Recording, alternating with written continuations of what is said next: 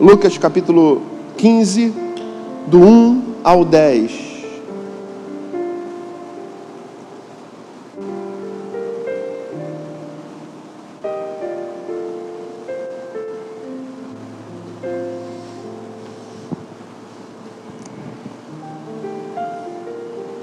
Glória a Jesus.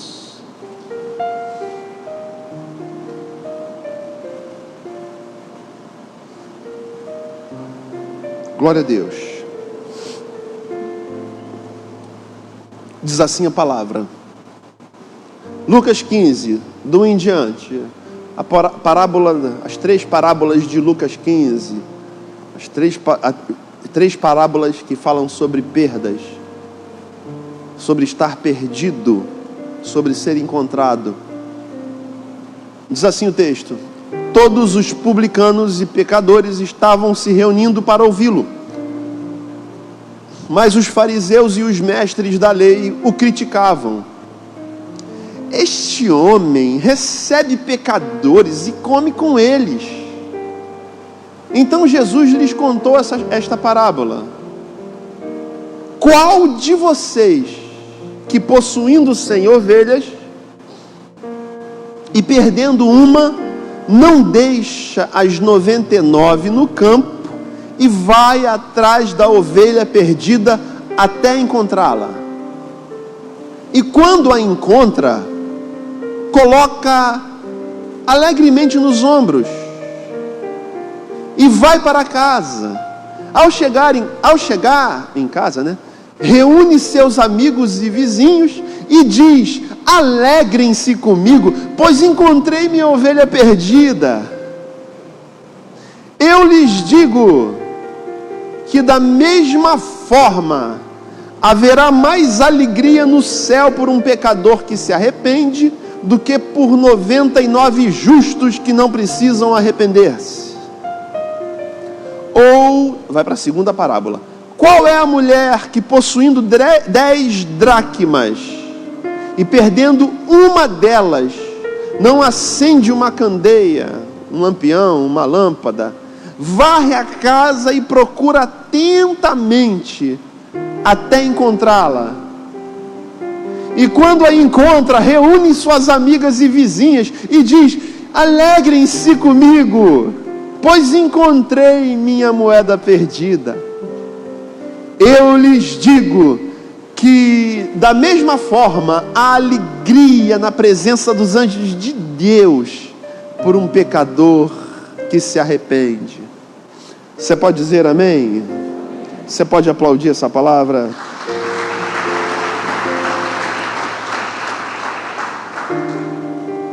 Glória a Deus, glória a Deus. Vamos orar, meus irmãos queridos.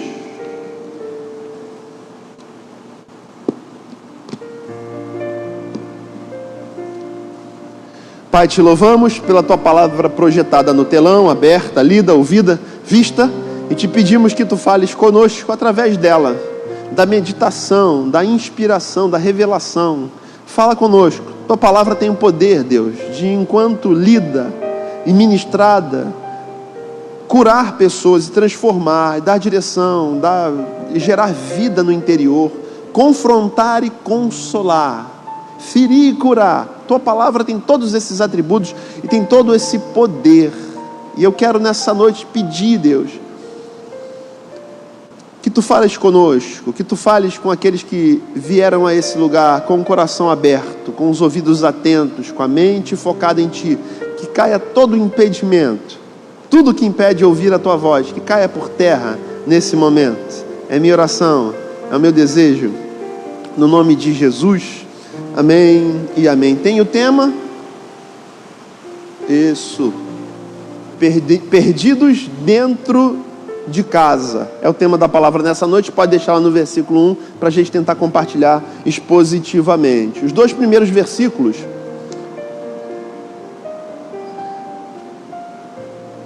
Versículo 1 e 2. Qual é o momento da história? Jesus já estava no meio do caminho, já tinha passado da metade. Jesus começa com 30 anos, que a gente chama do seu ministério na terra, o seu ministério aos homens. Quando ele faz a maioridade judaica, ele começa a percorrer todas as terras ali de Jerusalém. Alguns estudiosos vão dizer que ele andou algo em torno de 2.500 quilômetros ao longo dos 3 anos e meio nos quais ele andou pela terra, pregando o evangelho do reino de Deus e anunciando o reino de Deus e o Deus do reino. Jesus é o Deus encarnado. Jesus revela o caráter e as propriedades e os atributos divinos. Tudo que a gente precisa saber de Deus e que Deus se deixou revelar, Deus o fez no seu Filho Jesus. Havendo, como diz Hebreus capítulo 1, versículo 1, havendo Deus falado antigamente aos pais pelos profetas, falou-nos nesses últimos dias através do Filho, através de quem construiu todas as coisas e a quem fez herdeiro de tudo. E diz que Jesus era superior aos anjos. Então Jesus, como diz Colossenses, é a expressão exata do ser invisível chamado Deus. Pois bem, Deus, ao longo da humanidade, por muitas vezes,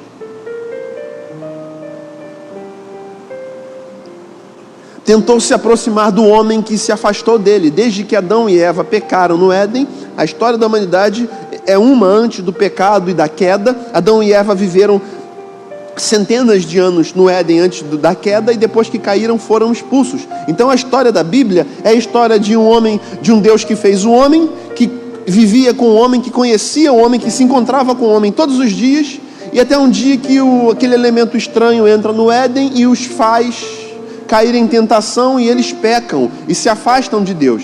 E são expulsos do paraíso, e se afastam de Deus. O homem que antes via Deus todo dia, na viração do dia, porque Deus vinha e se apresentava, o homem ainda tinha a glória de Deus em si, e ele suportava a glória de Deus. O homem perde, como diz Romanos 3, porque todos pecaram e destituídos estão da glória de Deus. O homem perdeu a glória, perdeu a essência da vida eterna. Quando o homem sai do Éden, deixa de comer da árvore da vida, ele passa a envelhecer, as suas células passam a envelhecer, ele começa aos poucos a morrer. A promessa, a palavra que diz: no dia que comerdes certamente morrereis, a morte não seria instantânea, mas a morte entrou no mundo, não só na vida do homem, mas na vida das plantas, na vida dos animais, e tudo passou a envelhecer e a morrer com o passar do tempo. Então a história da Bíblia é a história da criação do homem nesse cosmos, nesse mundo, nesse tempo, nesse sistema de coisas, nessa galáxia, nesse sistema de planetas, com todo o movimento de translação e rotação. Se tu não veio semana passada, falamos sobre criacionismo versus evolucionismo, é uma boa palavra para você assistir. E é a história de um homem que se afastou de Deus.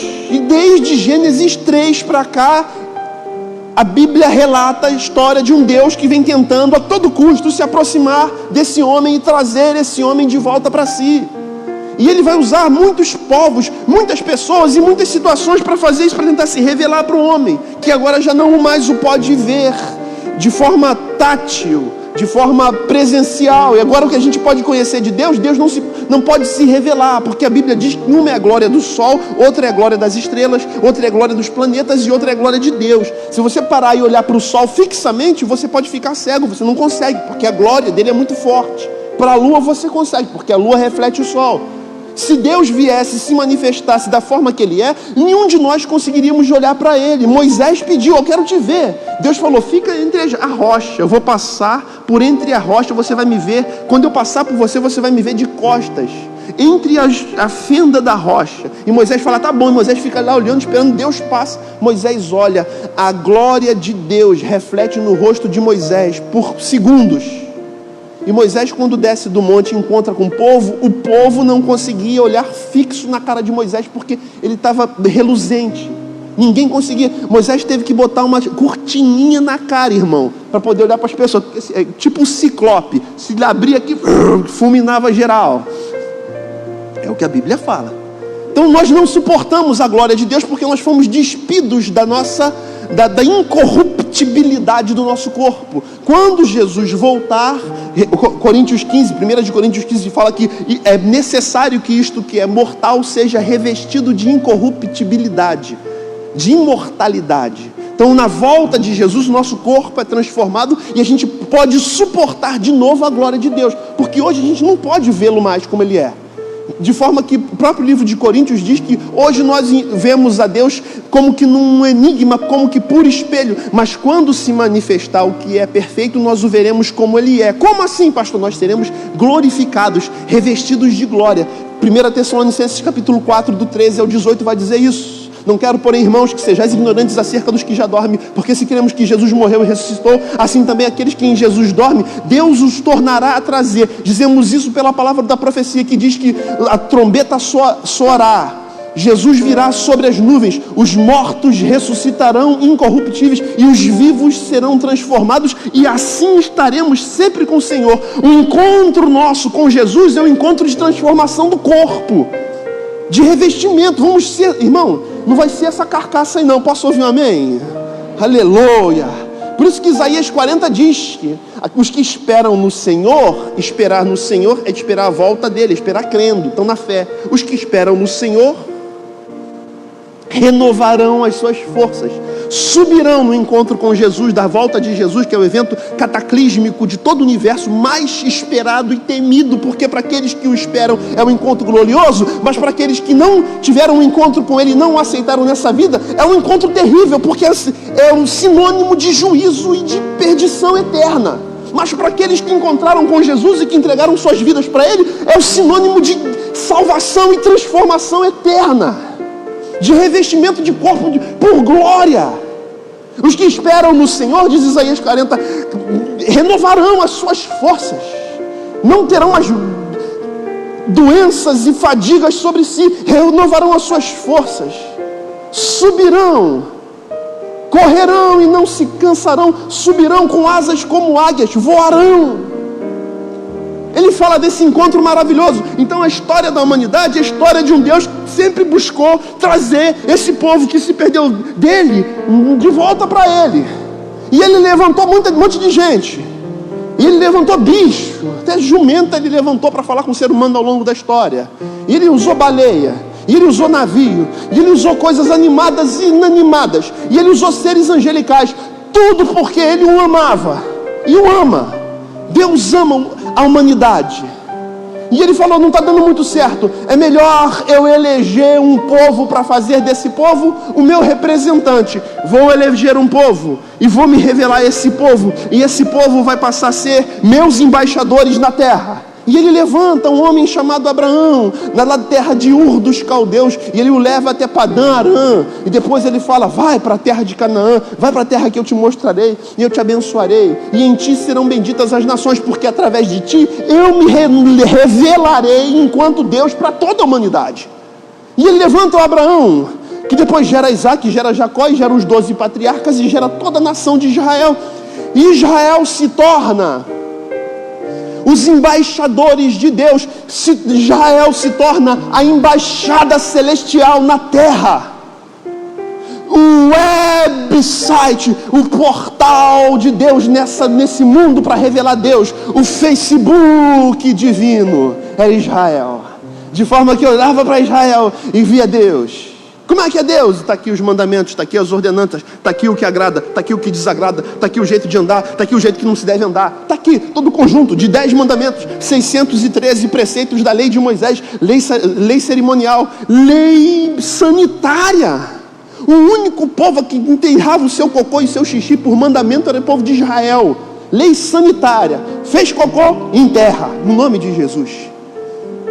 E vai almoçar, lava a mão, em nome de Jesus, senão não pode almoçar. Nossa, mas por que isso? Porque ele tinha o cuidado.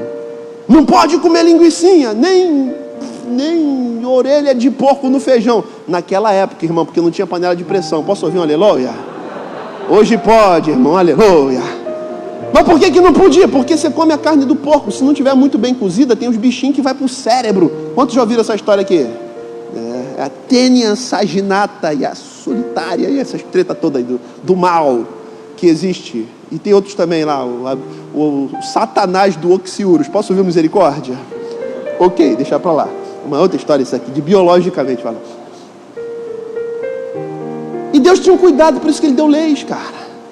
E ele deu leis para o seu povo, porque ele amava o seu povo, e não queria que o seu povo sofresse como os outros sofriam. Se você pegar Deuteronômio 28, é isso, Deus falando. Cara, se vocês andarem nas paradas que eu falei para vocês, estou traduzindo na nova linguagem de Armando. Se vocês andarem nas tretas que eu ensinei para vocês, as tretas que acontecem com outro povo lá, a doença não vai pegar em vocês. Porque vocês são um povo escolhido, povo de propriedade exclusiva de Deus. E esse povo dos judeus, Deus fez embaixadores para anunciar Deus para as outras nações. Só que com o passar do tempo, o fato de conhecer a Deus não fez deles uma nação de embaixadores, mas fez deles uma nação de homens cheios de si, pelo fato de conhecerem o Deus eterno. Eles se ensoberbeceram e começaram a se achar melhores pelo fato de terem a revelação que tiveram. De tal forma que Deus teve que enviar profetas para falar com eles. Cara, vocês estão achando que porque vocês são descendência de Abraão, vocês já estão com tudo em cima? Não é assim não, velho. Pô, dá um papo reto aqui de Deus para vocês, se ajeita. Traduzindo novamente. E os profetas maiores fizeram isso. Isaías, Zacarias, Daniel, Ezequiel. Aí eles foram para os cativeiros assírios e babilônicos. Manda Deus profetas menores para motivar o povo. Voltem para casa, reconstruam o templo, reconstruam a vida. Deus o tempo inteiro querendo que o povo dele voltasse para ele, para que se tornassem os embaixadores que ele queria que se tornassem. E chega uma hora que Deus fala: cara, cansei, cara, desse povo. Cansei, não aguento mais. Eles não me servem. Aí Deus fica em silêncio por 400 anos e o último dos profetas é Malaquias. Você tem ali Zorobabel, você tem ali Neemias, você tem ali o sumo sacerdote Josué, que é a galera que vai fechar o Antigo Testamento junto com Esdras, reconstruindo o templo, e depois Deus faz um silêncio. E há um hiato bíblico entre o Antigo Testamento e o Novo Testamento, 400 anos sem profeta, 400 anos sem voz profética, 400 anos sem Deus falar nada. E depois de 400 anos a palavra se cumpre. A virgem concebe e dá à luz um menino. E esse menino cresce. O Filho de Deus veio a esse mundo porque o povo de Deus, os judeus, não cumpriram o papel que precisavam cumprir. E Deus falou: não dá para ficar falando com eles através de um povo, não com esse povo que se perdeu. Eu vou mandar o meu próprio Filho. E Jesus vem, e quando faz 30 anos, começa a sair por ali, anunciando as verdades do reino, anunciando esse Deus que é revelado por Jesus como Abba, como Pai. Jesus revela Deus de uma forma que os judeus não ousavam falar de Deus, porque quando os judeus falavam de Deus, os judeus falavam do eterno.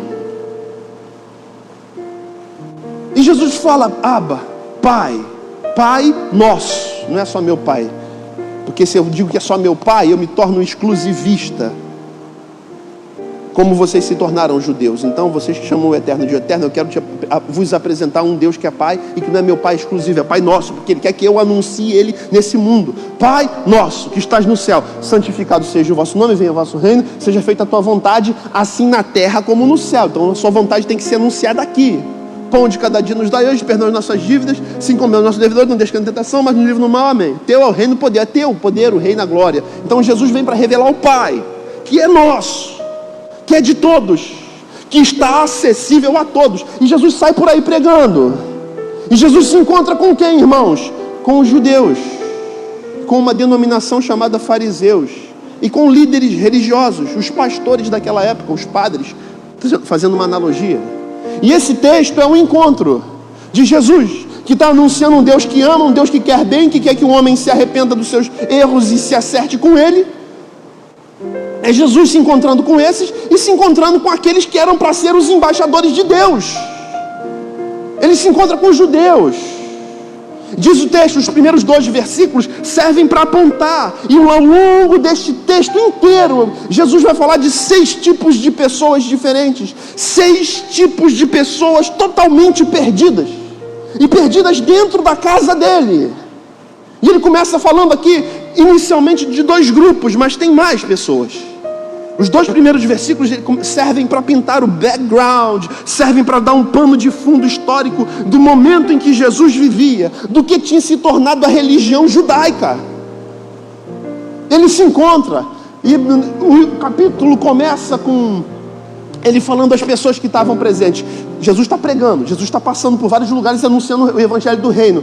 Todos os publicanos e pecadores estavam se reunindo para ouvi-los. 2 grupos de pessoas. Quem eram os publicanos? Eram aqueles que tinham cidadãos da região que tinham sido arregimentados, escalados, escolhidos para se tornarem cobradores de impostos dos seus conterrâneos irmãos em favor do Império Romano, que foi o império que por mais tempo dominou a terra. O Império Romano foi o maior império mundial, foi o que governou por mais tempo. Foi o que, como falamos aqui domingo passado, que construiu estradas e levou a Pax Romana, que foi conquistada na ponta da espada pelos soldados pretorianos. Então o Império Romano dominou por mais tempo. E qual era a estratégia do Império Romano? A cidade que eles dominavam, o país que ele anexava, ele entrava, lutava, vencia, anexava o país, escolhia concidadãos daquele país para se tornarem cobradores de impostos dos seus conterrâneos em favor do opressor. Quem eram os publicanos? Os cobradores de impostos que tinham sido arregimentados e que tinham aceitado trabalhar para o opressor. Então esses homens eram extremamente odiados e tinham uma fama de que cobravam X e só repassavam X menos Y para o opressor. Botavam dinheiro no bolso. Tinha uma fama terrível. Eram extremamente odiados por toda a nação. Era considerada a escória dos judeus, os publicanos. E tinha outro grupo de pessoas também que aparece nesse primeiro versículo, eram os pecadores, cuja tradução da palavra no grego, porque o Novo Testamento foi escrito em grego, o Antigo Testamento foi escrito na maior parte em hebraico e certa parte em aramaico. Então a palavra publicano aqui no grego original quer dizer pagão. Era gente que não tinha aliança com Deus de Israel, era gente que não conhecia o suficiente de Deus para se relacionar com Deus.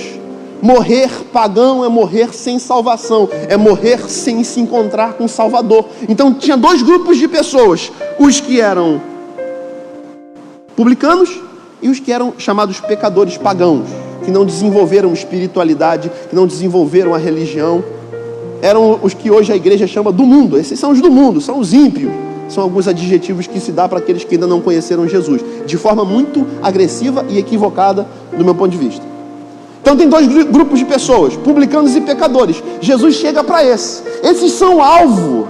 Esses são o propósito da caminhada de Jesus. Revelar Deus para essas pessoas que não conhecem. Jesus estava ali diante deles. Só tinha um empecilho. Só tinha um problema. O segundo grupo de pessoas. Está no versículo 2. Olha o que diz. Publicanos e pecadores se ajuntavam para ouvi-lo.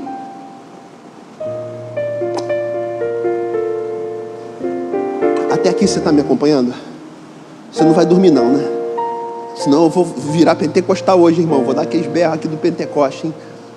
Posso ouvir misericórdia? Eu estou aqui na pilha, vai? Não vai, irmão? Se eu der vazão aqui, vai que vai. Mas os fariseus e os mestres da lei o criticavam. Olha só, este homem, estou falando só do Filho de Deus na terra, tá? Só do Criador do Universo. Aí você pensa, o cara é igual o teu filho, que ele te dá lição, né? Você bota a mão assim, caraca, nasceu ontem, cara. Pô, saiu de dentro de mim, para não ser chula aqui para falar.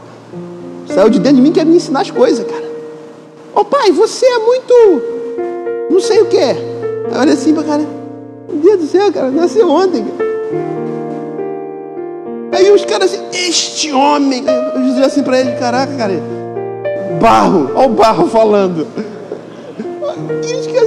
Que eles acham que são? Olha o que eles falam de Jesus, cara. Este homem recebe pecadores e come com eles. Aí Jesus, meu irmão, Jesus não deixa barato não. Aí Jesus dá lavada neles.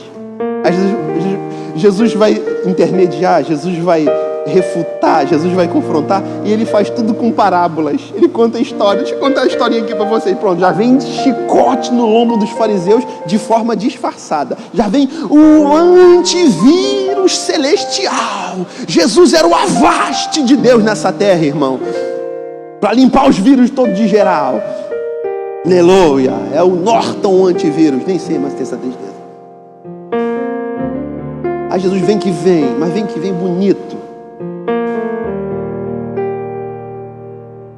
Aí Jesus começa, irmão. vai falando dos tipos de perdidos que tem nessa terra. O primeiro tipo de perdidos era esse. Quem eram os fariseus?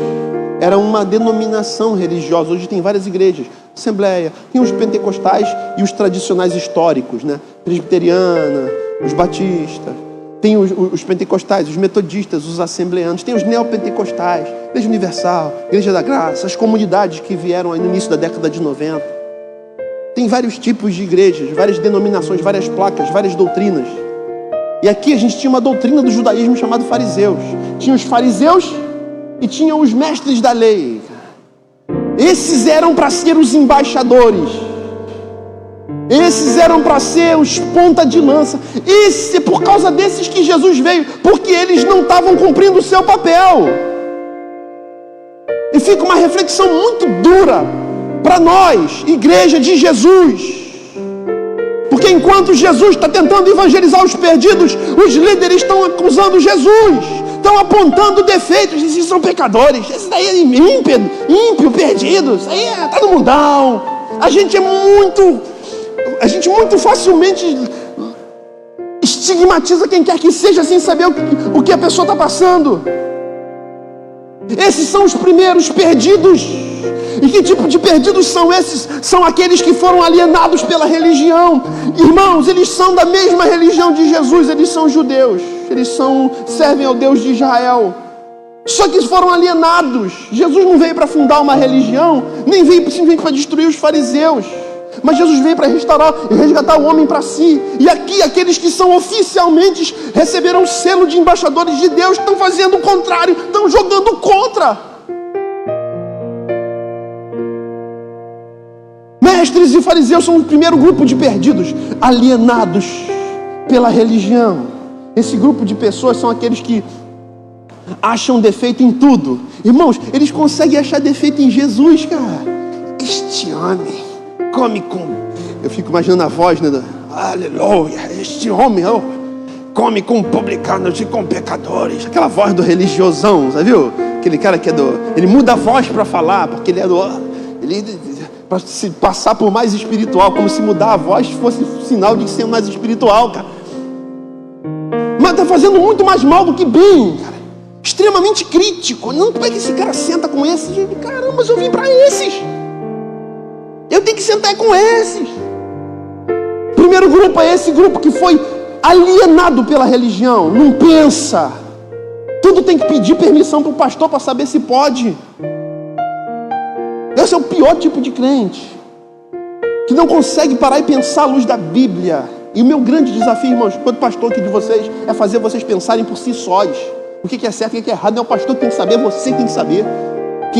Deus selou com o Espírito Santo, não foi seus pastores, foi o seu povo. Você tem o selo de Deus em você, que é o Espírito Santo. João fala assim: filhinhos, vocês não precisam que eu ensine mais nada, porque vocês têm a unção do Santo, o selo do Espírito. O Espírito em você te faz pensar com mais inteligência e com mais identidade do céu, identidade de filho, porque todos que são de Deus ouvem a palavra de Deus, e o Espírito de Deus testifica com o nosso espírito que nós somos filhos de Deus. Você tem o Espírito de Deus, e te basta.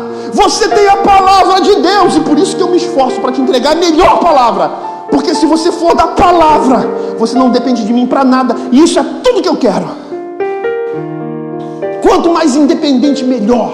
Quanto mais os times funcionarem por si, melhor. Ontem teve Pulse, e os jovens pregam, e os jovens louvam, e os jovens fazem transmissão pela internet, e as meninas novinhas que estão cantando, novinhas e cheias de Deus, cantando, e o Felipe Mandato pregando, novo.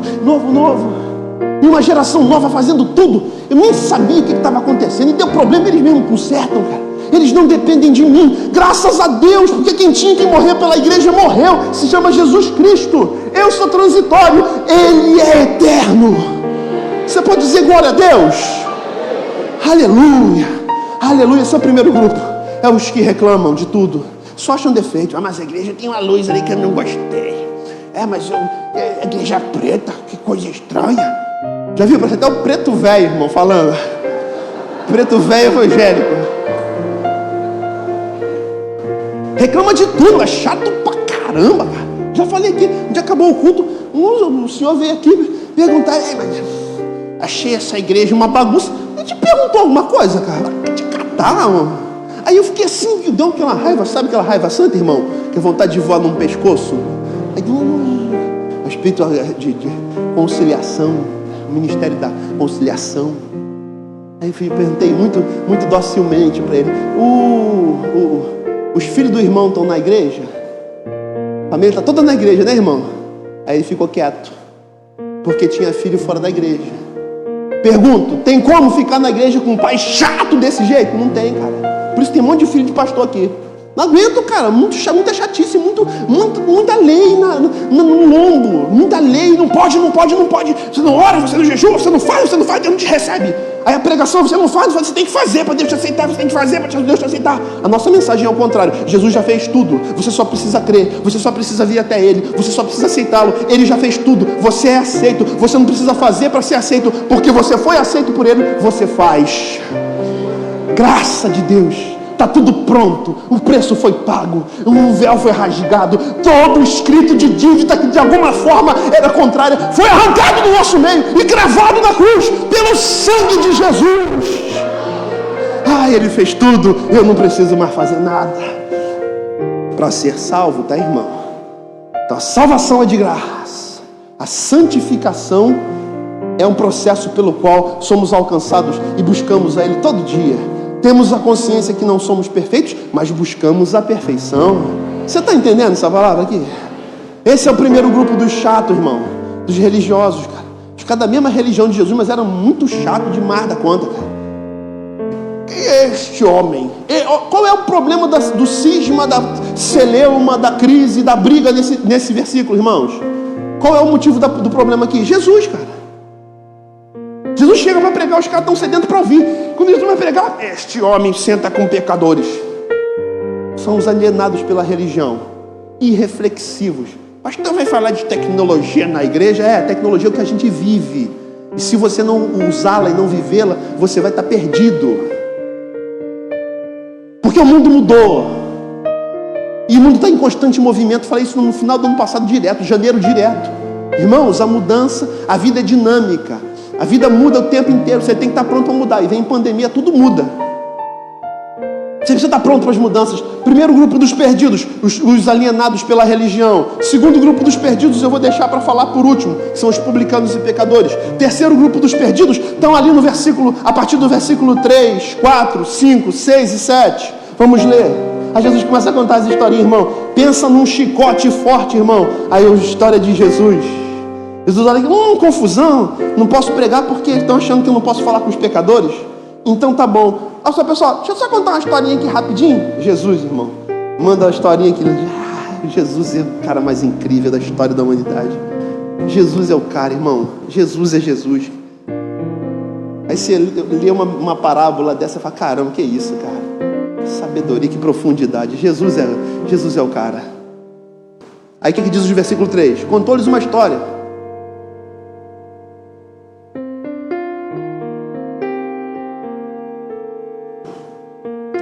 Então Jesus lhes contou esta parábola. Olha a história dele.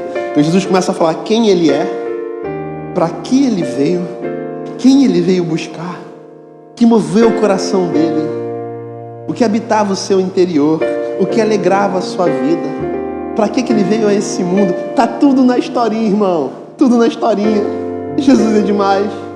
Qual de vocês, aí começa a falar do dia a dia deles, qual de vocês que possuindo 100 ovelhas e perdendo uma, não deixa as 99 no campo e vai atrás da ovelha perdida até encontrá-la? Qual de vocês? Muitos não iriam, porque o dia a dia de um pastor era: acorda de manhã, junta os rebanhos, se junta com outros pastores. Eles andavam em bandos de rebanhos de 100 ovelhas em média. Hoje uma ovelha custa algo em torno de entre R$350 a mais magrinha, podendo chegar a 8, 9 mil reais a bem gordona, que produz muita lã. Amém? Tecnologia. De 350 a 9 mil reais o preço de uma ovelha. O que eles faziam? Acordavam pela manhã, pegavam os rebanhos, se uniam com os outros pastores, cada um no seu rebanho, e iam em direção aos pastos. Passavam por desertos, Uns iam e voltavam, quando o pasto era perto da cidade de Jerusalém, eles iam e voltavam no mesmo dia. Mas dependendo da época do ano, os pastos cada vez ficavam mais longínquos e próximos a rios que afluíam do Jordão, que cortava toda a região ali do país de Israel. Então, para alguns pastos mais longínquos, mais distantes, eles iam e levavam uma viagem de 1 semana, 2 semanas. Viajavam um dia inteiro pelo deserto, 2 dias pelo deserto. Chegando lá no lugar do pasto, eles montavam um acampamento e ficavam lá. E depois de 1 dia, 2 de viagem, eles contavam os rebanhos na saída. Cada pastor contava. 2 pastores para um rebanho de 100. E aí os pastores que andavam juntos, 6, 7, 8 pastores, contavam os seus rebanhos e iam, um depois do outro. E passavam por situações de pequenas montanhas, de desfiladeiros, de pequenos riachos secos, de lugares espinhosos. Aquela região desértica de Israel, que mais de 85% do país é de deserto. E quando chegava num lugar que tinha campos verdes, tanto que a figura e o Salmo 23, o Senhor é meu pastor, nada me faltará, Ele me faz repousar em pastos verdejantes, conta a história de um pastor de ovelhas que Davi era. Está falando do dia a dia, vale da sombra da morte, daquilo tudo todos os perigos que cerceavam o dia a dia e cercavam o dia a dia de um pastor de ovelhas. E eles contavam os rebanhos, 100, andavam, atravessavam o deserto, 1 dia, 2 de caminhada, chegava lá no lugar onde tinha um certo oásis, afluentes do Rio Jordão e pastos verdes, acampavam ali e formavam lugares para as ovelhas pastarem. Chegaram lá, agora vamos contar, 1, 2, 3, 99. Eles não voltavam para buscar que ficou. Eles não voltavam. Por quê? Porque era perigoso. Tinha um leão árabe, tinha o leopardo do deserto, tinha os chacais, tinha hienas. Tinha alguns bichos que hoje nem existem mais porque foram extintos, mas naquela época configuravam perigos iminentes do trajeto. E eu vou voltar sozinho? Nada? Perdeu. Deve ser ovelha fraca, não vale a pena. Jesus fala, qual de vocês que vai voltar por causa das 99? Nenhum, né? E se por acaso voltasse e achasse, não levaria para casa e se alegraria? De quem Jesus está falando, irmãos? Jesus está falando dele. Porque ele vivia no céu, do lado do trono da glória do Pai, cercado de anjos, arcanjos, querubins, serafins, tronos, principados, potestades, no reino celestial, na plataforma transparente, do trono da glória de Deus, do mar de vidro, do lugar cósmico de outra dimensão, onde Deus habita. Ele estava lá e Deus falou, estou com saudade do homem que se afastou de mim. Já mandei profetas e ninguém foi, ninguém resolveu. O homem está cada vez mais distante. Já levantei um povo dos judeus para ser meus embaixadores, mas eles só se inflamaram, se acham que porque me conhecem, se acham melhores do que os outros. O que eu vou fazer? Jesus levanta o dedinho, eis-me aqui, envia-me a mim. Eis-me aqui os filhos que Deus me deu. E Jesus vem, irmãos. Ele vem como um pastor em busca da 100ª ovelha que se perdeu no deserto. E ele vem. E ele começa a caminhar por lugares ermos. E a caminhada dele nessa terra aponta para a busca do homem que se perdeu, a ovelha perdida. E ele vai, dias a fim, ele volta para buscar o que se perdeu, a ovelha perdida, o homem que se perdeu, que se afastou de Deus. E por que se afastou de Deus? Porque passou pelos desertos da vida. E às vezes a gente passa por desertos nessa vida. Muitos de nós nos afastamos de Deus quando o deserto chega. Talvez o deserto causado por uma enfermidade que chegou.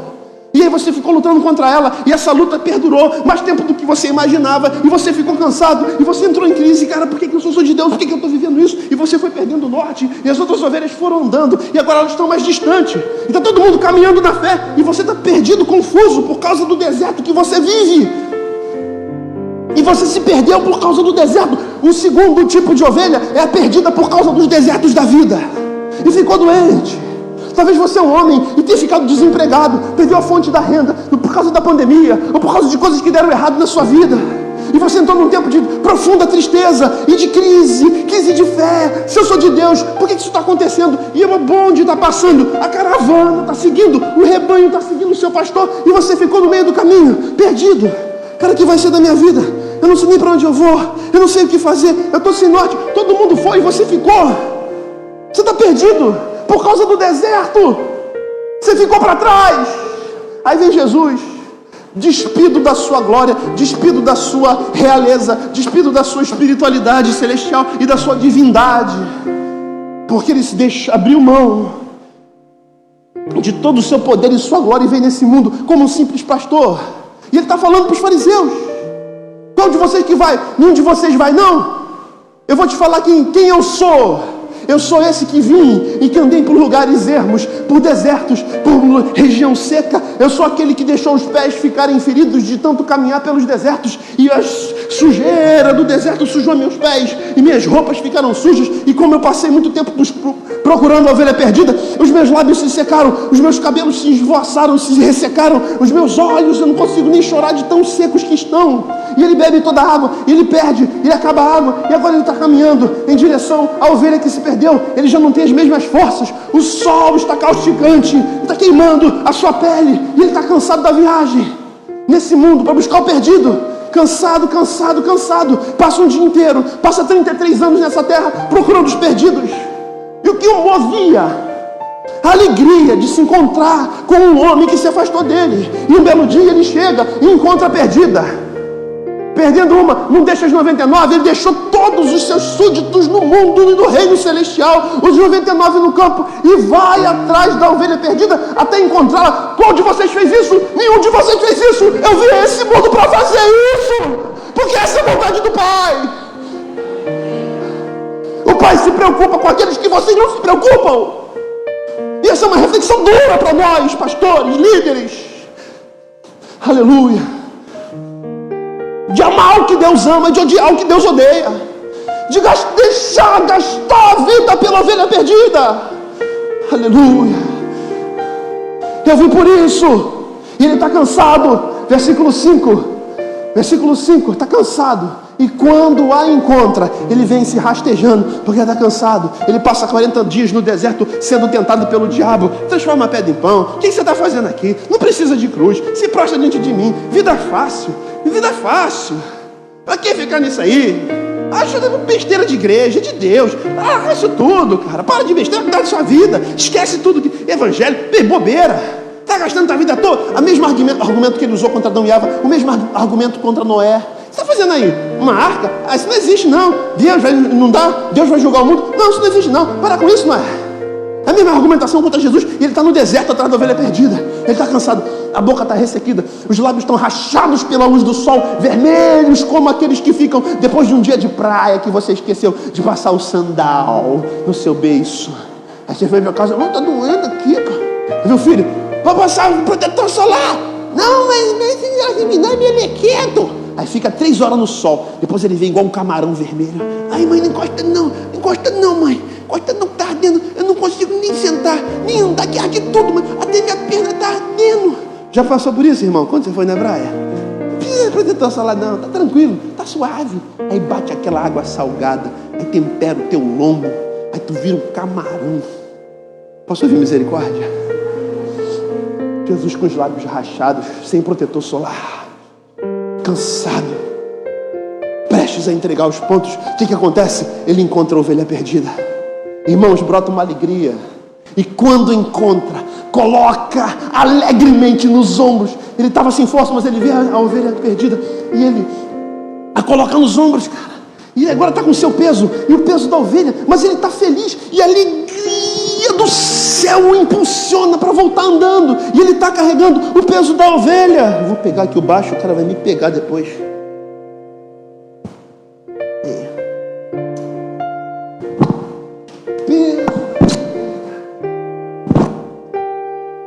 Peso da ovelha, a trave do madeiro da cruz era pesada. E por que Jesus não desiste de carregar a cruz? Porque ele não carregava apenas o madeiro da cruz, ele carregava o peso dos perdidos que ele estava reconciliando com o Pai.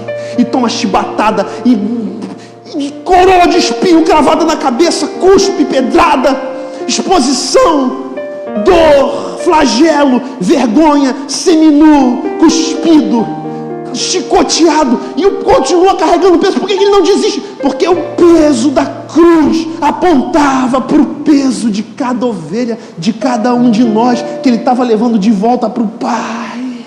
Por isso que ele tinha alegria. Ele está quase morrendo no deserto, mas ele bota a ovelha no ombro e ele se alegra.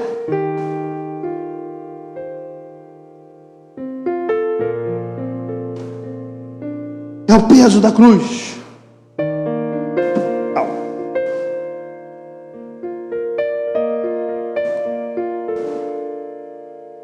Terceiro grupo de perdidos. Os perdidos no deserto. Perdidos no deserto. Passaram por desertos da vida e se perderam. Ficaram desempregados. Casamento ruiu. As relações, o filho deu problema. O marido deu treva. A esposa deu problema. Deu problema no trabalho. A saúde deu ruim. Se perdeu no deserto. Ficou para trás. É por isso que Jesus vem. Jesus mostra que o que move ele é o amor pelo perdido. Ele, quando o encontra, coloca alegremente nos ombros, 6, e vai para casa. Porque quem está perdido precisa voltar para casa. Vai para casa, ele está com as 99 no pasto, ele no meio do caminho encontrou que se perdeu, ele não leva de volta lá para o pasto, não, ele volta para casa. Porque quem está perdido, está ferido, se perdeu, está sem norte, está sem direção, está sem lugar para ir, precisa voltar para a casa de Deus. E leva para casa. Quantos estão entendendo essa palavra? Voltar para casa, voltar para casa. Bota no ombro e leva para casa. E quando chega em casa, ao chegar, reúne seus amigos e vizinhos e diz: alegrem-se comigo. De onde vem essa alegria, irmãos? Não é do dinheiro, não é de nada que esse mundo possa dar. É a alegria que vem de Deus. É um gozo na alma inexplicável.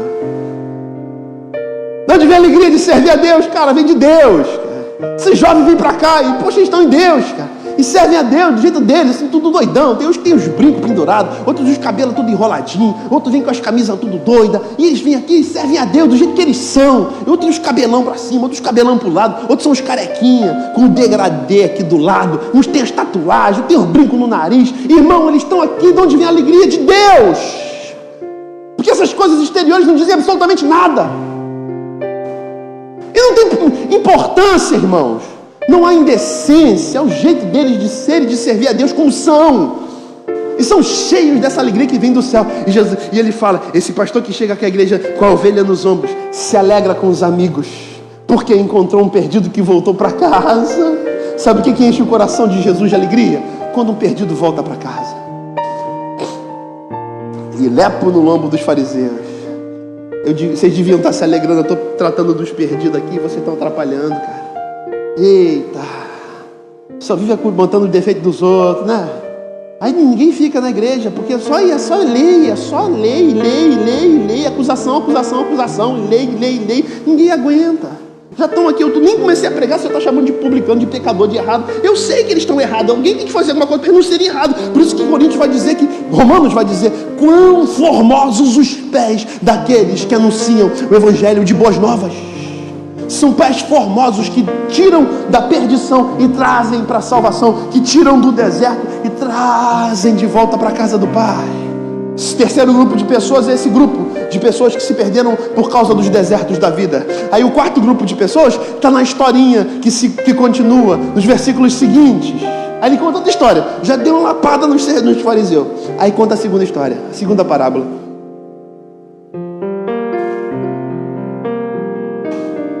Quantos estão acompanhando aqui? Digam glória a Deus. Fala assim, eu estou aqui, pastor. Eu estou aqui, estou contigo, pastor. Fala assim, estou contigo. Só para você, para eu saber que você está aqui, que você não está lá, pensando já nos problemas de amanhã. Então fica aqui, irmão. Versículo seguinte, acho que é o 6, 7. Aí ele fala do motivo da alegria dele. Eu lhes digo que, da mesma forma, haverá mais alegria no céu por um pecador que se arrepende, do que por 99 justos que não precisam de arrepender. Você já conhece a Deus. Não atrapalha quem está salvando, não. Vocês estão atrapalhando Jesus de fazer a obra, por favor. Atrapalha, já falei isso aqui. O missionário Ed, que muito me acrescentou na minha caminhada, no início da igreja, veio da África do Sul, ficou comigo um mês. Praticamente foi obrigado a aprender inglês, porque convivia com um cara falando inglês o dia inteiro. E uma das coisas que ele me falou que me marcou, uma das coisas que me marcou. Armando, não atrapalhar Deus. Amém, Ed. Mandou não inventar coisas. Mandou, Jesus morreu pela igreja. Igreja de Jesus, mandou não morrer. não ficar punindo os outros na igreja, não. E Ed foi um grande pai, um grande professor, ainda é um grande professor para mim. Ano que vem, já falei com ele, ano que vem eles vêm, em nome de Jesus. Grupo de missionários da África do Sul, os queridos, amados de Deus, cheios de Deus, cheios de Deus, cheios de Deus. Sempre que vem é um sacode que dão na igreja. Ano que vem, em nome de Jesus. 8. Segundo grupo. Não, estou no quarto grupo. Terceiro, o segundo eu vou falar por último, porque os últimos serão os primeiros, amém? Então o segundo é o último e agora eu vou para o quarto. Versículo 8, aí conta a segunda história. Ou qual é a mulher? Está falando só de perda, irmão, só de perdido. Os fariseus é o primeiro perdido, os publicanos e pecadores são o segundo perdido. Os que se perderam, a ovelha que se perdeu nos desertos da vida, são os terceiros perdidos. Os quartos perdidos vem agora. Qual é a mulher que, possuindo 10 dracmas e perdendo uma delas, não acende uma candeia, varre a casa e procura atentamente até encontrá-la? Dracma era uma dracma equivalia a um dia de trabalho. E 10 dracmas, a dracma era a moeda de maior valor que existia naquela época. Seria hoje semelhante à nota de R$200. Muito provavelmente você não conhece, nem eu ainda. Mas é a nota mais valiosa, irmão. Tu perde uma nota de 5, tu perde a nota de 10. Mas a de 200 não perde não, irmão. Quando tu vê com aquela nota de R$100, aquela azul, irmão, passa a mão naquela nota. Não faz um bem assim pra alma? Fala pra mim, fala aqui de verdade aqui. Quando você abre a carteira e tu vê uma azul, você fala, aleluia. Aí você puxa de R$2 e fala, misericórdia, Jesus. Olha, é um azul esverdeado, irmão. É um azul alegre. Não, azul que quando você olha, você dá um sorriso assim, aleluia, esticado aqui, glória. Você vê de 5, você fala, misericórdia, Jesus. A de 2 não existe, irmão. A de 2 é só treva. Ok. E ela estava lá na casa dela. Aí a mulher acordou de manhã, aí pegou lá as 10 dracmas, pegou a nota de 200, irmão. Ela pegou aquela nota linda, cheirosa. Ela falou assim, caraca, essa nota tão cheirosa, eu vou deixar aqui em cima da estante da sala, só para enfeitar, para ornamentar o ambiente. Essa aleluia de nota é uma obra de arte, irmão, para trazer bons fluidos, para dar sorte. Não tem aquele negócio de botar nota de dólar embaixo do prato. Viu essas paradas, irmão? Vestir amarelo no ano novo para trazer dinheiro. Quando já viu esse negócio aqui, irmão? Tem gente que vem para a igreja de amarelo no ano novo, irmão, aleluia. Tem gente que vem de vermelho porque quer casar. Eu preciso encontrar o amor da minha vida de vermelho, irmão. Outros vêm de branco, tá brabo, eu fui assaltado esse ano, vou vir de branco no ano novo. Falei, amém, irmão, cada um com a sua fé. Não tem muito fundamento, mas amém. Então tá bom, cada um no seu, cada um. E aí vem aí a mulher pega a nota de 200 e bota lá na frente dos livros, assim, escoradinha, portas e janelas fechadas. Ela tá lá quietinha, ela fala aleluia. Ela vai lá no quarto fazendo uma coisa, varrer o quarto, limpar o quarto, ela tá limpando o quarto. Vem um moleque, irmão, pensa naquele moleque, um filho de Deus, abençoado. Aí abre a porta da sala, blau! Aí tá aquela ventania, bate o vento, a nota faz isso, ó, e cai na sala. Aí a mulher sai do quarto, aleluia, de 200. Quando ela vai na estante, ela vê a porta aberta da sala, o vento entrando. Quando ela corre na estante, cadê a nota, irmão? Moleque miserável! Fecha a porta, acende a luz, me ajuda a achar a nota que sumiu. Já viu, irmão, quando tu perde um treco em casa? Já viu quando tu vai sair, tu vai no mercado, chega na porta do mercado, você fala, caraca, esqueci a máscara. Aí você vai entrar, cara,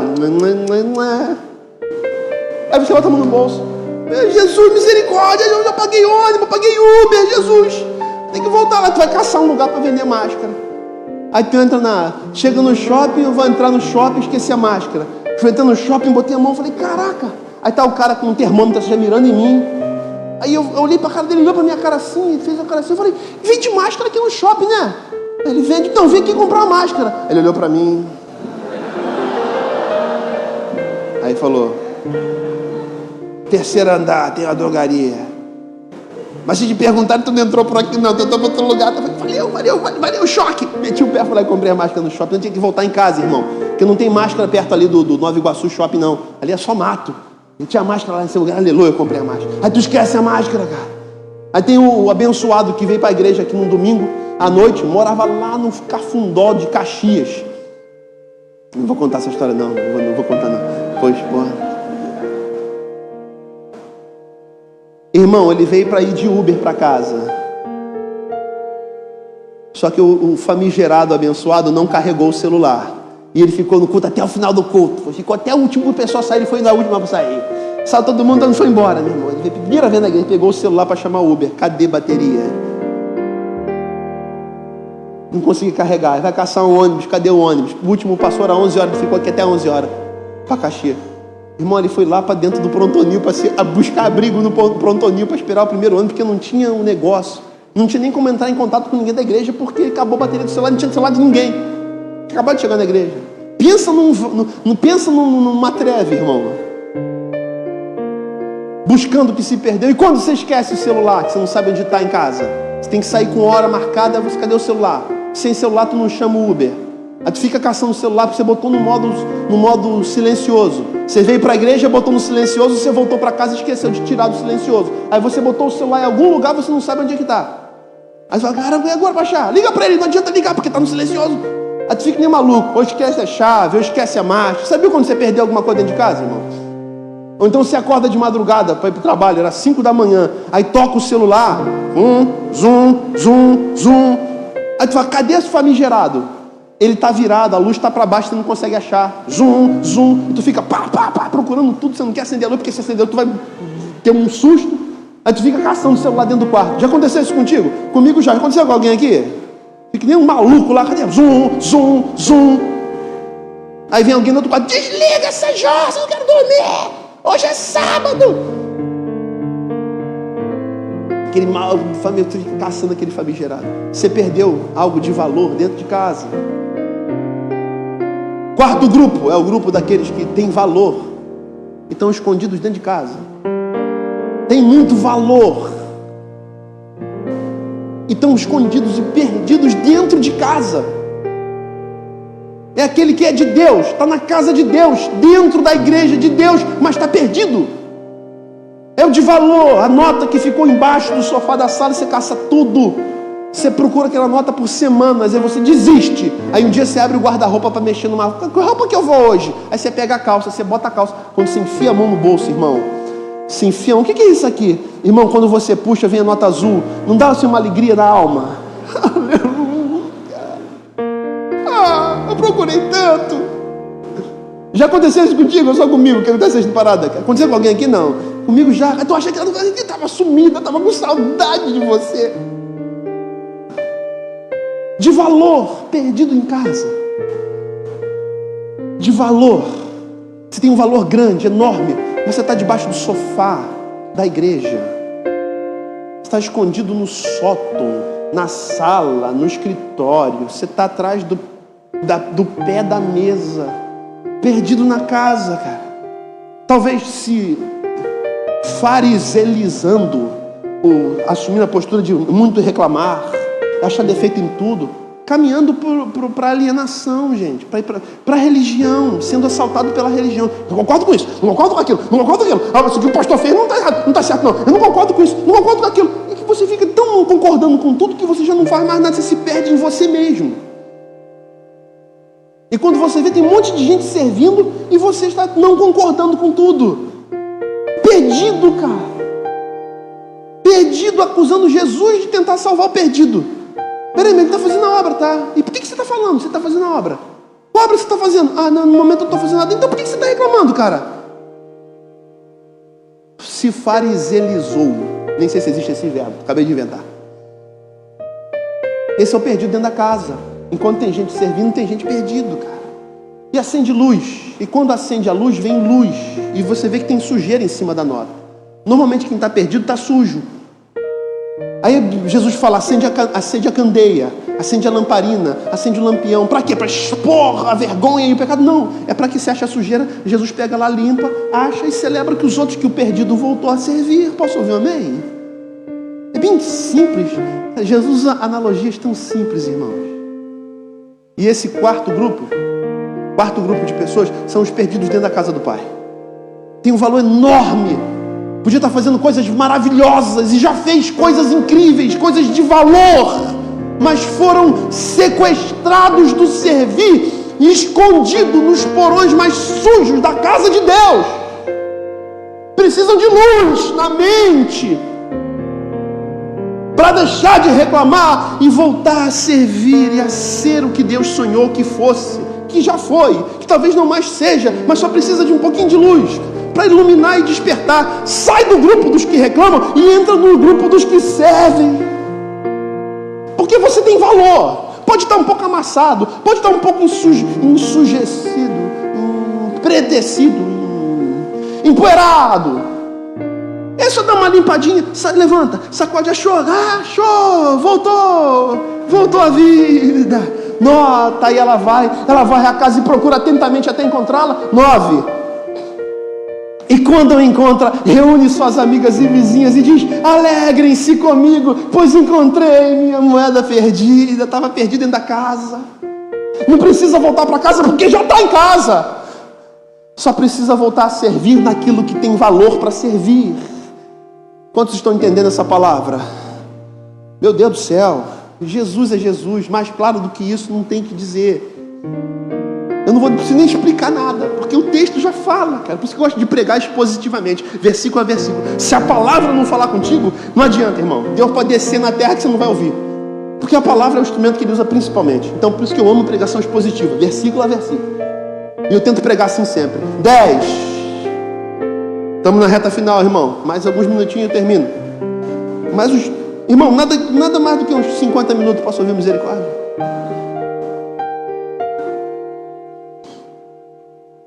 Aqui são 3 parábolas, só contei 2.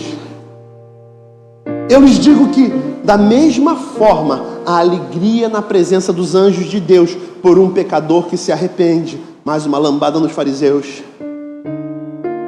Esses publicanos e pecadores são moedas de valor. E vocês me conhecem, estão perdidos dentro da minha casa. Esses aqui precisam ser encontrados. Vocês também.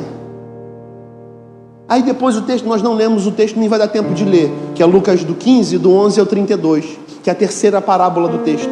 A terceira parábola, que é a parábola do filho pródigo. Eu já preguei aqui mais de 20 sermões sobre esse texto. Parábola do filho pródigo. Qual é a síntese? Vou falar aqui sem precisar ler. Desculpem. Acho que depois a gente podia providenciar um copão, que aí eu não fico aqui nesse... Já enche de uma vez só e...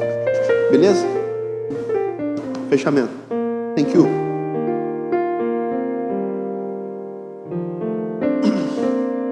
Parábola do filho pródigo. Vou terminar aqui a última parábola das 3 parábolas de Lucas 15. Parábola do filho pródigo. Um homem... Jesus conta a história. Lucas 15, do 11 ao 32. Eu vou resumir aqui. Um homem tinha 2 filhos. O mais moço disse para ele: pai, me dá a minha parte na herança, eu quero ir embora. E o pai pega e reparte entre eles a herança. O mais novo vai embora. E passando o tempo ele começa a viver de forma dissoluta, desordenada, desenfreada, buscando prazer a todo custo.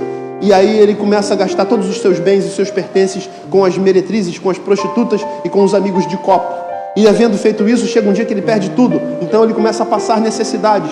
Então ele procura alguém para lhe arrumar um emprego. E ele encontra um homem que lhe dá emprego para cuidar dos porcos dele. E ele passa a cuidar dos porcos. E um dia ele está com tanta fome que ele olha os porcos comendo e ele sente vontade de comer a comida que os porcos estavam comendo. Então ele cai em si. E ele diz: cara, quantos trabalhadores de meu pai tem tanta coisa boa lá, dignidade de vida, e eu aqui passando necessidade. Já sei, eu vou me levantar, eu vou lá ter com meu pai e vou dizer para o meu pai: pai, eu pequei perante o céu e contra ti e perante o céu, eu já não sou digno de ser chamado teu filho, me trate como um dos teus trabalhadores. Então ele se levanta e ele vai. Quando ele está chegando em casa, o pai vê de longe, ele percebe que é o filho e ele vai correndo em direção ao filho, e quando chega ele abraça o filho: você voltou. E ele fala tudo aquilo que ele tinha ensaiado: pai, pequei contra o céu e perante ti, já não sou digno de ser chamado teu filho, me dá um emprego, me faz um dos teus trabalhadores, porque os teus trabalhadores têm dignidade de vida, têm comida para beber, têm salário para receber e vivem dignamente. Me aceita de volta na casa, não como filho, mas como trabalhador. Aí o pai olha para os seus conservos e diz: tragam depressa a melhor roupa, troque essa sandália suja, bota a sandália limpa, tragam um anel de herdeiro e colocam na mão dele, tragam o bezerro cevado e matem o bezerro e vamos fazer festa, porque esse meu filho estava morto e reviveu, tinha se perdido e foi achado. E fazem um churrasco. Aí o irmão mais velho chega e fica sabendo: o que está acontecendo aqui? Tem festa? Tem um pagode? Tem música ao vivo? Tem só para contrariar? Tem esse negócio aqui? Não estou entendendo nada. Que parada é essa aqui que está pegando aqui? É, teu irmão voltou. Teu pai mandou matar o bezerro, fez picanha, meu irmão. Picanha, laminada. Ele fez uns cortezinhos assim na gordura. Ele tostou a gordura, tostou dos dois lados. Depois ele fez os bifes e está fritando um por um na brasa. Picanha boa, com aquele sal de parrilha. Sabe aquele sal bom de parrilha? Que dá um gostinho bom demais na carne. Aí eles falam, mas por que ele fez isso? Porque teu irmão voltou. O vacilão. E gastou dinheiro, gastou. Papai não deu coça nele não. Deu coça nele não. Teu pai abraçou ele, perdoou ele, cara. Restaurou ele, tá fazendo festa pra ele. Não acredito, não vou entrar nessa jossa não, tá amarrado. Vou ficar aqui fora, não entro em casa mais não. Aí o pai fica sabendo que o filho tá lá fora, o pai vai no portão. O que aconteceu, rapaz? Tô aqui te servindo esse tempo todo, tu me trata que nem um vagabundo, que nem um mané aqui te servindo esse tempo todo, tu nunca matou nenhum cabritinho pra mim. Vê esse teu filho que desperdiçou tudo, tu faz um churrasco pra ele. Não vou entrar em casa não. Meu filho estava morto, teu irmão estava morto, reviveu, tinha se perdido, foi achado. É justo a gente se alegrar com o que está perdido e voltou. Aí termina a parábola do filho pródigo, o filho mais novo que sai. E é o quinto tipo de perdido na casa de Deus.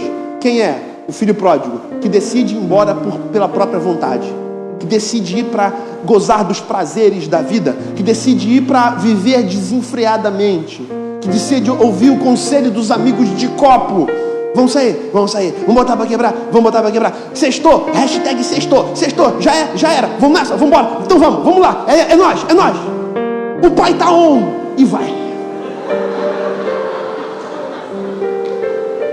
quebrada, vamos para a igreja, que para a igreja não mesmo, tem outro compromisso. Que compromisso? Irmão, quebrada, tem uns fechamentos que eu já fechei com a mulherada, já me chamou aqui no zap e ela mandou um oiê. Quando manda um oiê, acabou, irmão. Se manda boa tarde, se manda oi, tudo bem, é de Deus. Mas quando manda um oiê com E no final, irmão, sai que é laço. Mandou um oiê, eu já fiquei balançado aqui, eu tô no osso. Ela mandou um oiê, fechou. É o que sai voluntariamente, sabe? Cara, vou sair da igreja por um tempo, porque é só um pastor, estou precisando de um tempo. Chego pro líder da igreja, serve no louvor. É que eu estou achando que eu estou precisando de um tempo. Irmão, esse negócio de dar tempo com Deus não dá muito certo, não. Vai por mim, cara. É treva, é ladeira abaixo. Vai por mim, irmão. 20 anos de crente, eu sei que eu estou falando. Pastor, eu estou achando que eu preciso dar um tempo.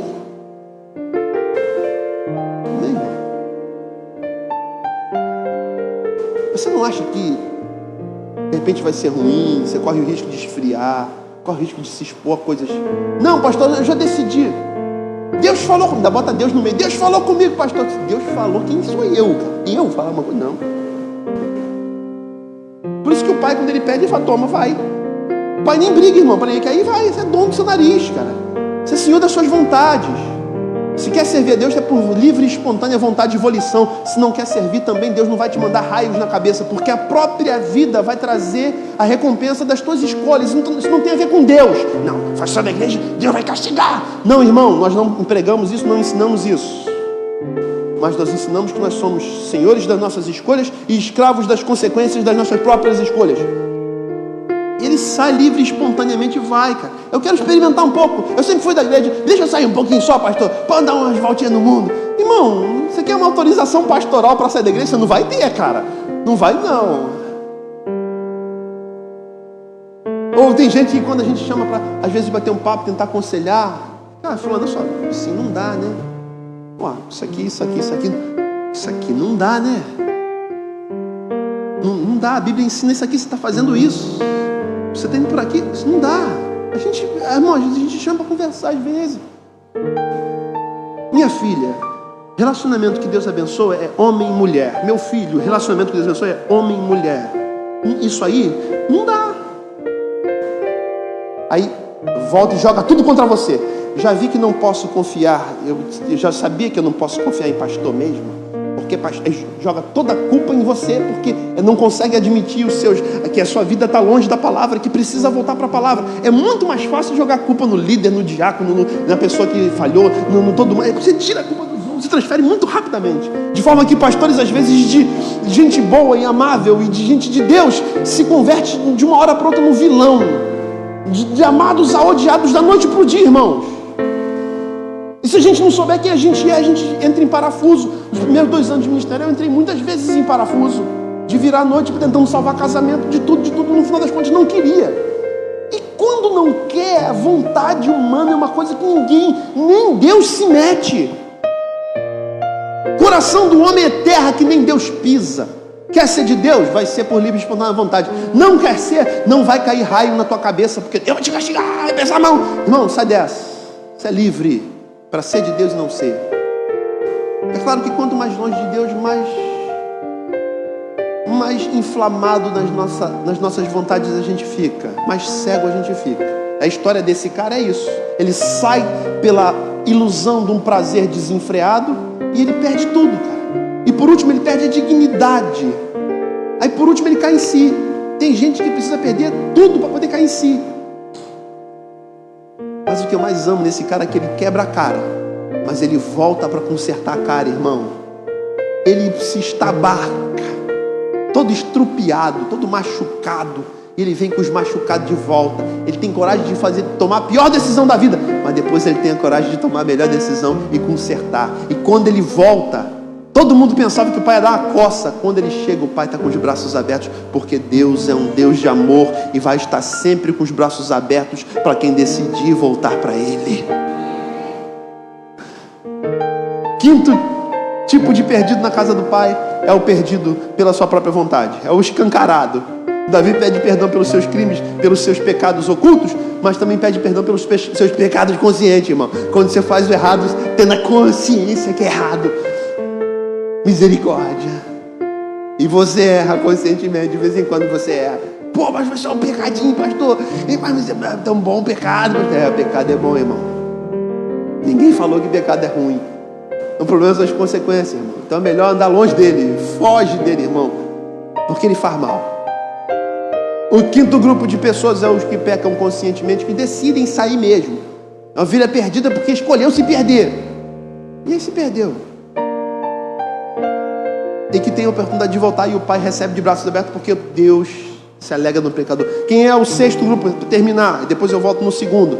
Quem é o sexto grupo dos perdidos? É o irmão mais velho, né, que nessa parábola está do lado de fora. Quando vê o irmão voltar e ser perdoado depois de tudo que fez, não quer entrar para participar da festa. O irmão mais velho é o crente velho, irmão.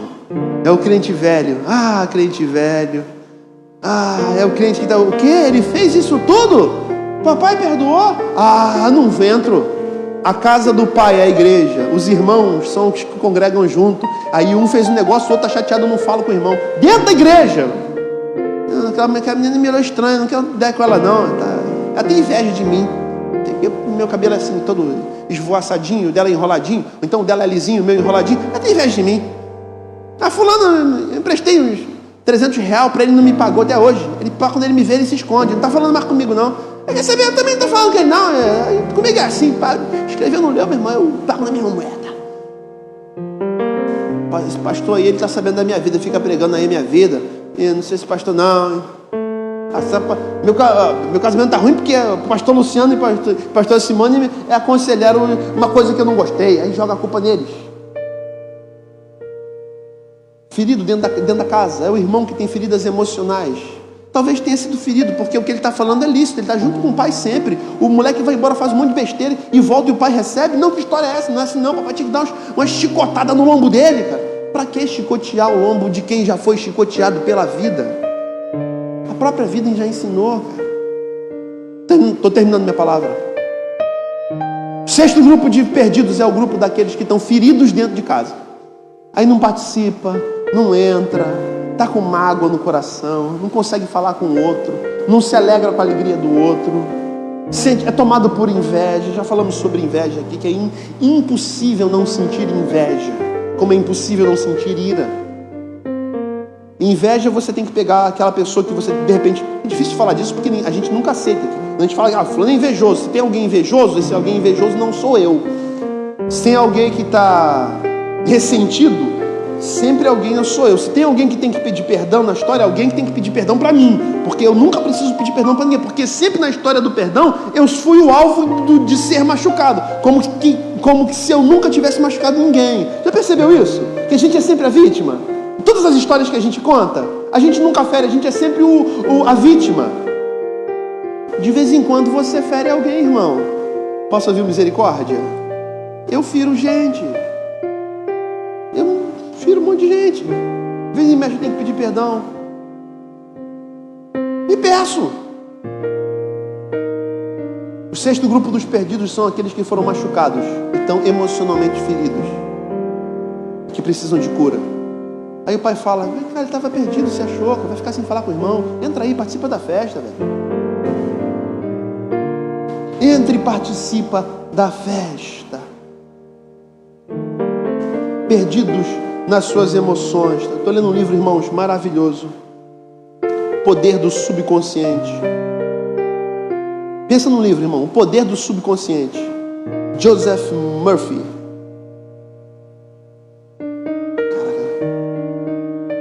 Eu queria ler o resumo do livro aqui inteiro agora, com vontade. Esse livro trata de discutir o poder do subconsciente, das crenças e das fronteiras da mente, sobre como nossa conversa interna influencia nossos resultados e o quão poderoso e decisivo é o subconsciente em nossa jornada de vida. Valorizamos imensamente a consciência e a razão. Estamos sempre a elogiar e bem dizer essa capacidade ímpar do ser humano. No entanto, esquecemos o quão importante e definidor é a outra parcela do indivíduo, o subconsciente. Existem muitas pesquisas que abordam a questão da mente subconsciente e sua parcela de influência no dia a dia, embora elas atribuam uma parcela diferente à mente e ao subconsciente. Todas dizem que a ação humana predominantemente é ditada pelo subconsciente. Fala-se que a consciência representa 5 ou 10% da massa desejante que é o ser humano. Nossa mente funciona, eu queria ler tudo aqui, irmão, 24 horas por dia, ininterruptamente, sem descanso, a mente não para.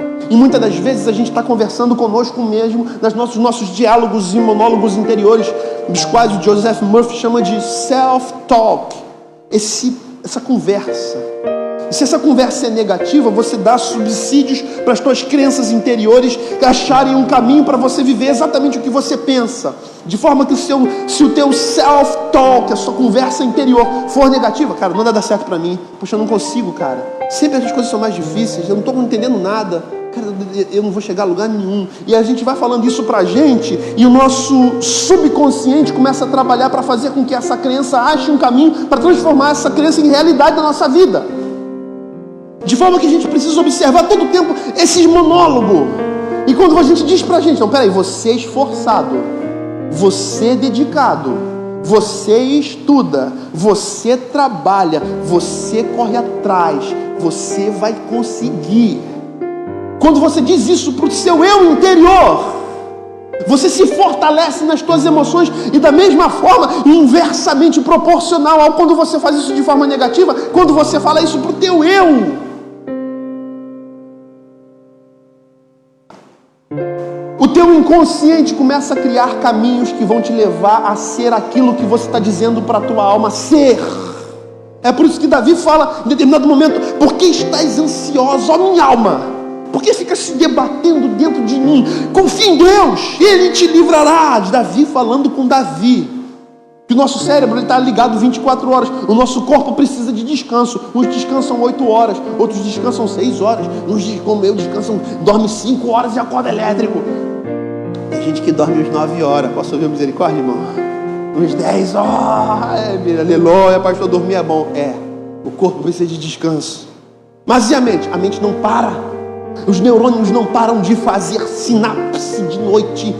Você desliga o consciente, mas o inconsciente... Você não desliga o cérebro, irmão. O máximo que você faz é tentar um Rivotrilzinho para ajudar. Ou Lex. Amarrado em nome de Jesus, irmão. Todo Lex e Rivotril. Em nome de Jesus.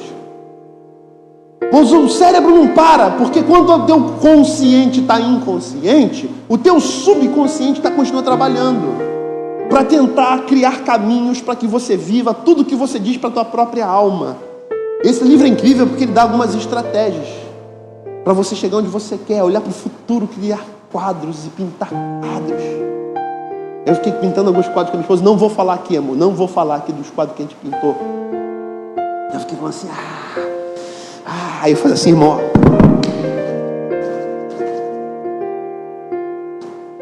Isso tem uma teoria por trás que diz que quando você faz assim, irmão, quando alguém fala com você alguma coisa, se você cruzar o bico, você não vai conseguir fazer.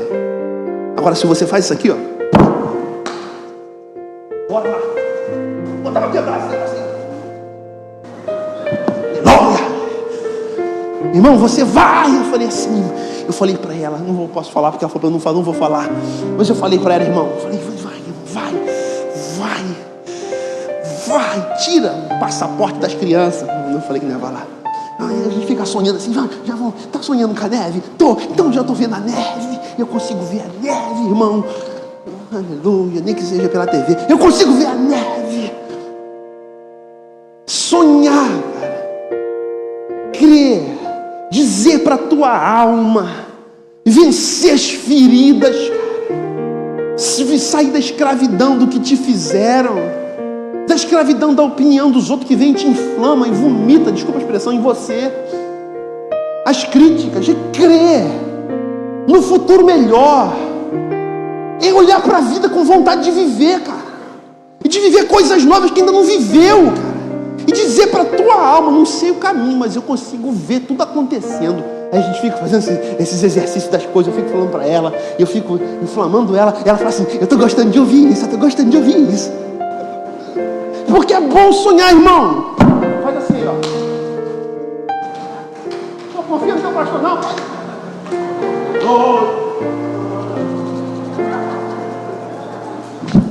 Vai ser uma semana boa. Aleluia. Vai ser uma semana boa. Aqui dentro arde. Já tem uns 2 meses que está ardendo, irmão. Que coisa boa vai acontecer no seio da igreja. E Deus vai dar uma varrida assim de coisas boas. Onda de bênção chegando no meio da nossa igreja. Meio de tudo que você sofreu esse ano, Deus vai trazer em dobro assim, ó, avalanche, bola de neve, onda que vai te dar um caixote de bênção em nome de Jesus. Você está pronto para isso? Você crê nisso, cara? Crio, cara. Uns 2 meses eu estava falando aqui, gente, Deus vai dobrar a renda de gente aqui até o final do ano. E eu creio, irmão. Mas a pandemia não interessa, eu consigo ver, cara, essas coisas acontecendo. São coisas espirituais. Mas tu fica, minha irmã, o que ele fez comigo? Ressentimento, ressentindo coisas do passado. Aí passa 5 anos, tá a mesma ladainha. Mas é pastor, mas é irmã, não gostei, não concordo. Pelo amor de Deus, vive a tua vida, caramba. Desculpa a expressão aqui, mas é pra te empurrar. Você viver coisas novas, cara. Viver coisas, tem gente aqui que já tomou decisões na vida. Pastor, eu quero ser pai. Eu quero só, meu sonho é ter filho. Então eu vou correr atrás disso. Eu falei, tu vai, cara. Eu vejo o olho brilhando, cara. Sabe que isso é alegria para um pastor? Eu vou casar, pastor. Isso, irmão. Pastor, vendi o carro, vendi a moto, vendi não sei o quê, porque eu vou casar. Isso, vai, meu filho, vai, vive. Vive mesmo, esquece a pandemia. Toma os cuidados, esquece de ser displicente. Toma os cuidados, mas não para de viver. Bota para quebrar nessa terra, cara. Faz a diferença. Não fique perdido para sempre por causa das emoções. O último é o caso do irmão perdido por causa das emoções. Tá bolado com o irmão dele, cara. Aí fala, pai, você nunca fez um cabritinho para fazer um churrasquinho? Pode soltar um churrascão para ele. Levou ele na pequena posse. Nunca pagou um churrasquinho de espeto para mim. Aí o pai fala, rapaz, tudo que eu tenho é teu, cara. Todas as minhas coisas são tuas. Pega um cabrito, mata 3, cara. Faz uma churrascada para os teus amigos. Tá tudo disponível que você nunca tomou posse. Vamos que já é teu, cara. A tua postura diante da vida vai definir os resultados que a vida vai trazer para você. Você não está preso por causa do teu irmão. Você está preso por causa das tuas emoções. Desse olhar tacanho, mesquinho. Reclamando por causa de tem 500 boi aqui, mas tem um boizinho pro teu irmão que voltou. Tu tá reclamando, pega um boi e come o boi inteiro, miserável. Tudo que eu tenho é teu. A parte da herança eu dei para ele, foi embora, você ficou. Ele perdeu tudo que eu tenho é teu. Ele já não tem direito a nada, mas você não tem direito porque você não toma posse. E eu quero, irmão, tudo que Deus tem para mim nessa terra eu quero. Tudo que Deus tem eu vou atrás. Tudo que Deus tem eu vou buscar. E se é conhecimento que eu não tenho, eu estudo. E se é coisa que eu preciso aprender, eu aprendo. E se eu estou me levando na cabeça porque eu não sei, eu vou estudar. E um dia eu vou saber. Deus me deu cabeça, Deus me deu intelecto, Deus me deu inteligência. Mas acima de tudo, Ele me deu o Espírito dele em mim. O Espírito Santo é o selo de Deus sobre a terra, sobre aqueles que são seus. você tem o selo do Espírito. Então vive uma vida que vale a pena ser vivida. Quantos estão entendendo essa palavra? O último grupo, que é o segundo que faltou, irmão, está lá no versículo 1. Pode voltar no primeiro e a gente encerra.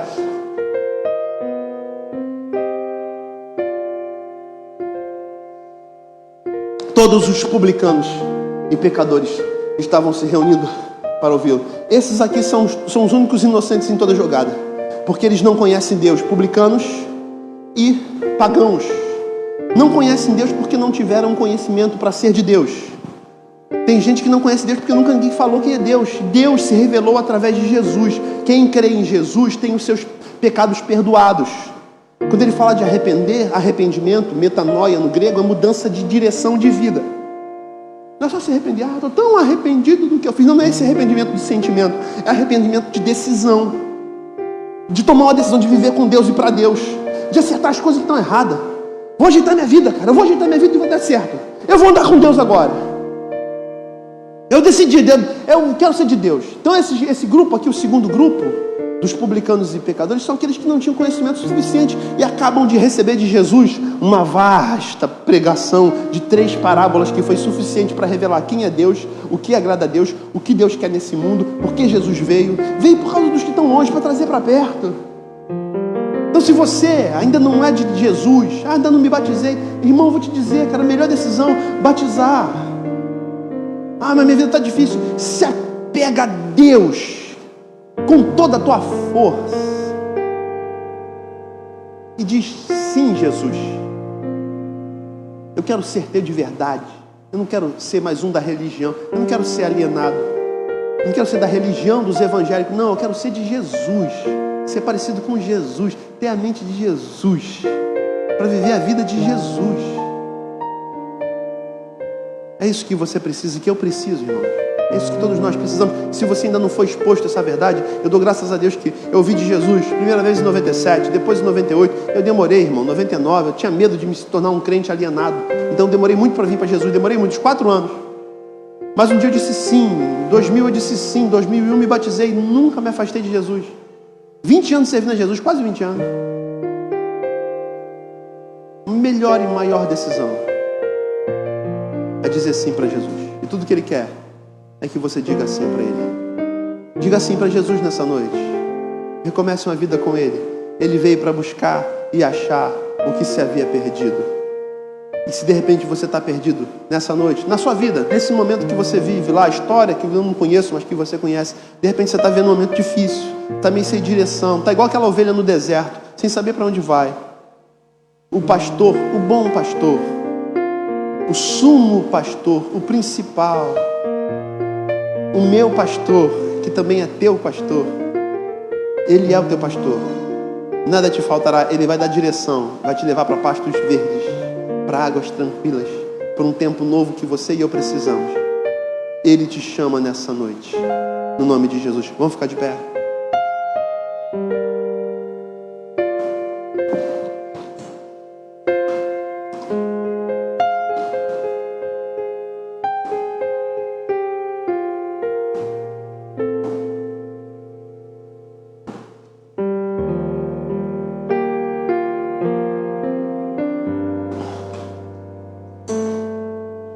Aleluia, aleluia. Sinto Deus nessa noite, sinto Deus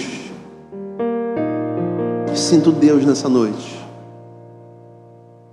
Deus se permitindo ser conhecido pela palavra dEle. Palavra dEle, irmãos, palavra dEle.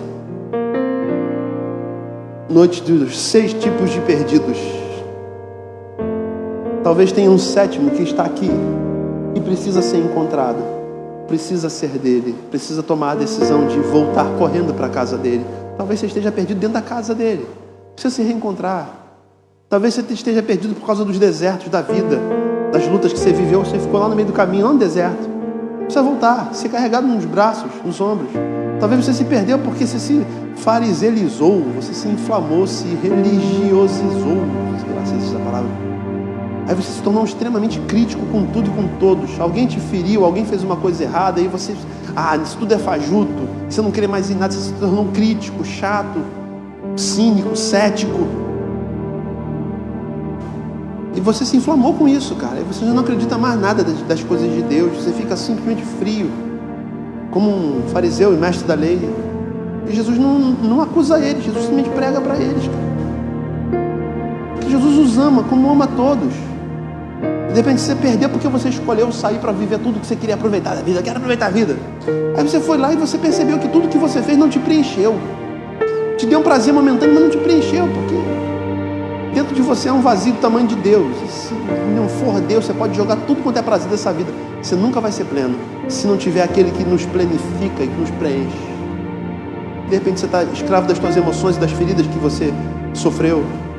Há anos você está com esse ressentimento guardado. Chegou a noite de você jogar isso tudo para fora e voltar para os braços daquele que tem uma história para escrever na tua história.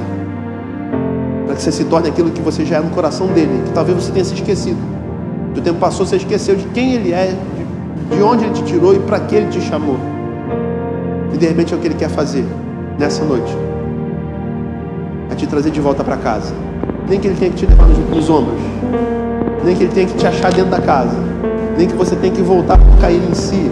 Nem que você esteja do lado de fora fazendo biquinho no portão. Ele vem, abre o portão e vem te trazer, porque ele quer você dentro da casa dele. Termino minha palavra. Deus te quer de volta hoje. Vamos cantar?